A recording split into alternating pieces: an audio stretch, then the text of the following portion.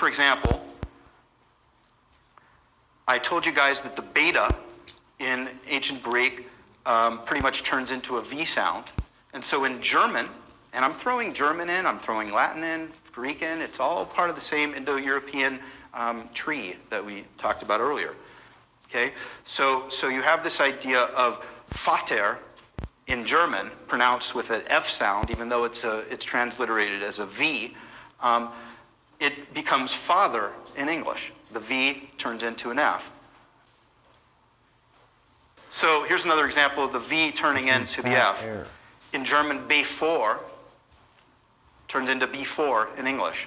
So you have the V sound turning into the F. Okay? In Latin, you have pater turning into fater in German. So the P sound turns into the V sound, which is close to the B sound. All I'm trying to point out to you guys here, in a very, believe it or not, ridiculously simplified way, is that get ready for there being lots of variations of sound change, okay? And it's not always easily explainable, if at all, okay? So that's what I'm trying to get across to you guys. It's not a science as much as an art to try to interpret how words turn into other words, and that's what this class is about. How Greek and Latin words, and to some extent German words, or Anglo-Saxon, turn into English words. Okay, so that's what all of this is for, is to get that across to you, that these things happen. Another thing, in German, ding, believe it or not, straight out means thing. It's kind of cool, right? And so ding means thing, and it turns into thing. So what's going on there? The D sound, you'll see there, the delta sound, turns into the theta sound. Now why does one thing turn into the next? All you need to know is that you'll notice that every single change I just showed you was on this chart, which I will not bore you with what is going on with the chart, are real close to each other. And what it has to do with, what that means, what that is represented by, is the fact that to say one thing and to say another is very close in the mouth in terms of articulation. So there are different ways of saying things. So for example, when you deal with the dentals, what that means is you're using your teeth to say a T, t, versus d. The only difference between t and d is that the T doesn't use the voice, and the D does use the voice. You may not have noticed that. T, t, t. Don't need to use your voice. D. Try making a D sound without your voice. Does that blow you away? Blows me away. All right, and that goes for all this stuff. All right, so it's just a matter of linguists coming up with ways to classify differences in sounds in order to come to terms with change. And then the last one, dent in Latin, a D sound turns into a T sound in English, tooth, dents and tooth. This should get across to you guys, you know, that when we're talking about teeth, and then we say the dental plan, you know, you're getting across, it's getting across the fact that they're related to each other, those sounds, as opposed to it being out of the blue, right? Dental. Why do you call dental things that have to do with teeth? Because the darn T sound comes from the D sound. All right. Now we get into how to combine words into sentences to make meaning. Articulation. So what is a sentence? In Latin, sententia means, among other things, opinion or statement. Okay, it means more than an utterance. An utterance would just be, hey, or d. But a sentence is a combination of words in a meaningful way. And the way that you combine words in a meaningful way, and you know, the way to learn that is to take languages. And especially if you really want to go hardcore with how to do it, take Latin or Greek, ancient Latin or Greek. The second and third hardest, or actually Greek and Latin, the second and third hardest languages of all time when it comes to grammar after Sanskrit. Okay, so if you're into understanding how things come together, if you really love language, if you want to be a writer, if you are a writer, that's the way to go, is you take one of those ancient languages, yes, within the context of a world where everybody laughs at you and says, why would you do such an impractical thing? Depending on how much you care about going deeply into what words mean, i.e. how much you care about how good of a writer you are, you may very well care about things like that. All right, so here's a sentence. The dog walks. Okay, he's kind of running, actually. Just pretend he's walking. All right. So the dog, I could have said run. The dog walks. That's a sentence. Why? Because, and now this is stuff out of high school, just like a lot of the other stuff. I know, because I rolled my eyes too. Subject and predicate, how boring, right? Oh, gosh. Wait a minute. All right, well, what the hell do high these things school mean? do they teach this Subject. Sub means under, and yectum means thrown. And I already told you guys that the word that I'm going to try to limit myself to when it comes to roots today is going to be yacio in Latin, meaning throw. So yectum means having been thrown. So it means thrown under. What does that mean? The subject of a sentence is a thing thrown under. It's the substance of the sentence, the substance, the thing standing under everything else. It's what the sentence is about. And the predicate is the first thing that is said about the substance. So the dog walks. What does that mean by first thing? Get ready. Who is the court look jester? at the picture. And look above, at the very top of the picture. Boom. All of a sudden, the sentence changed. And so when we say that the predicate is the first thing, because pre means first, or actually means before, and dico means say, dico, the predicate is the first thing said about it. Why is it the first? Because try saying a sentence like, the dog quickly. Try making the adverb quickly the first thing you say about the dog, and see what kind of sentence you get. You don't get one, because every sentence needs a subject and a predicate, which is another way pretty much of saying every sentence needs a noun or its equivalent and a verb. Okay? As far as grammar goes, grammar is the rules of how to make words fit into sentences. There are two ways to do that. One is you change the words themselves. The other is you combine the words in different ways according to these rules. So grammar consists of two things. It consists of morphology. We all know what logi means: psychology, geology, etc., the study of. Okay, and it means a lot more than that. When we get to the logos root, we'll go deeply into that. But logi means study of, as you know, psychology, the study of the psyche, study of the mind. And morph means shape. Morpheus, shapeshifter. Okay?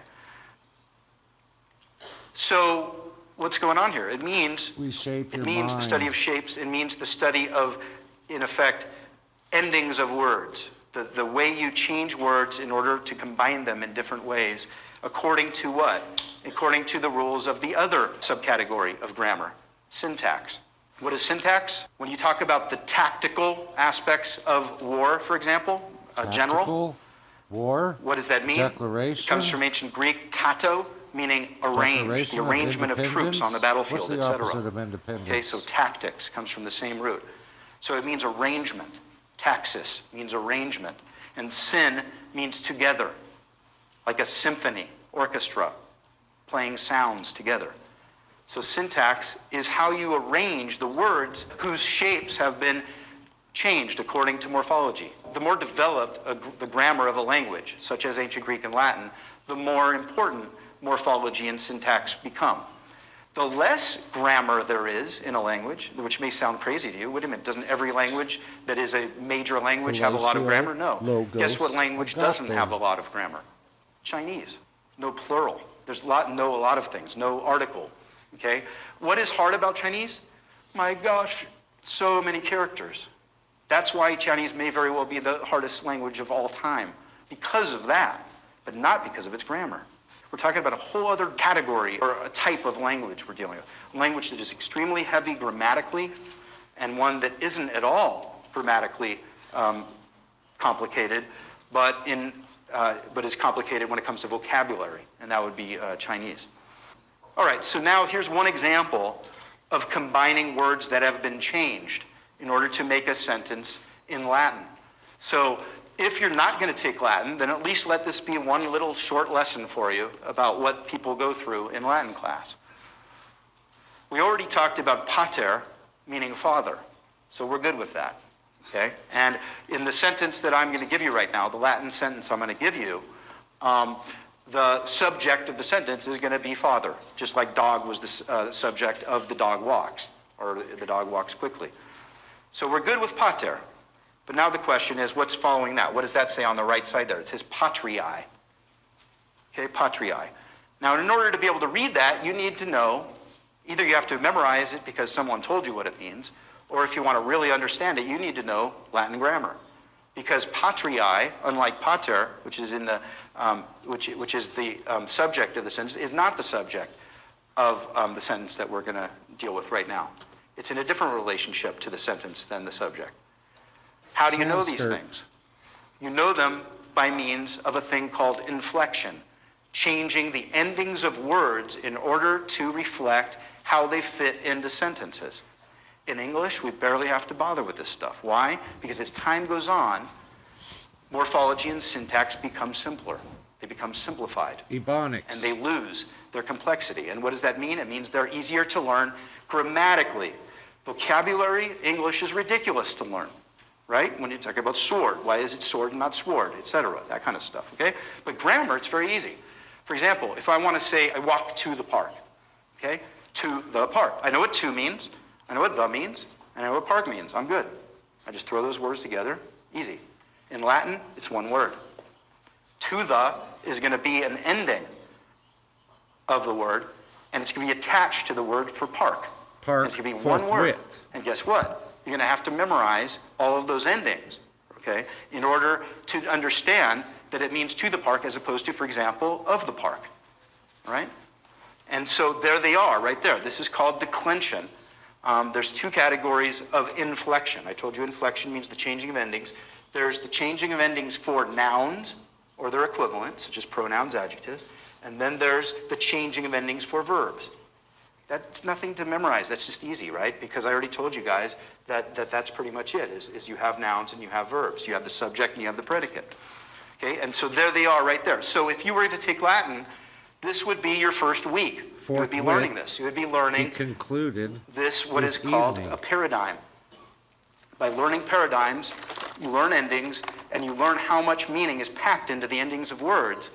And the thing about highly inflected languages like Latin and Greek is that by packing a lot of meaning into just one word, it enables the poet, and forgive me here, because these days who gives a damn about this kind of stuff, but he was forthright. you know, in the ancient world, all you had was language. So you had to do all of the equivalent of, of special effects and any other kinds of things that today we can just go to YouTube and immerse ourselves in and not have to bother with these kinds of things. But poetry was the most developed technology for achieving effects on the minds of people artistically in the ancient world. And you have to respect that. Okay, we can't be too hubristic about the technologies we have now. We have to understand that a poet would try the best he or she could to achieve the kinds of effects that a guy like Tarantino will do, or even better, say a really highly special effects oriented director will try to do in our times visually. Okay, and so what does it mean? It means that a poet in the ancient world was able to use words that have all that meaning packed into them pretty much anywhere on the line of poetry, in a line of verse that they wanted to, in order to configure the words any way they wanted to make meaning, not only based on what the words themselves mean, and not even only in how they're combined into sentences, but also visually how they're put on the different lines. And yes, there was an appreciation for that kind of thing. Okay, look, this is a footnote. Look at the poet Horace, Horace, if you're curious about pretty much the most famous guy for really going crazy with that kind of moving things around and putting words wherever they want to.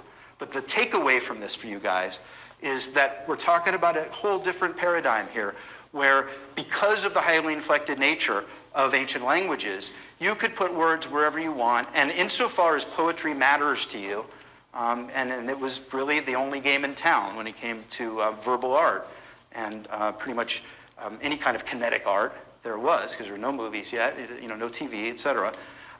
Then that it frees you up to, for example, at the beginning of Homer's Iliad, to use the word anger as the very first word of the poem. Whereas if you look at most translations, at least ingenuous ones that are not trying to pull the wool over your eyes, that they're going to try to commit themselves to putting words in exactly the same order of the poem that they're translating throughout the entire poem, you'll notice that Homer's Iliad translations begin not with the word anger, or if they do, that's just that part of the poem.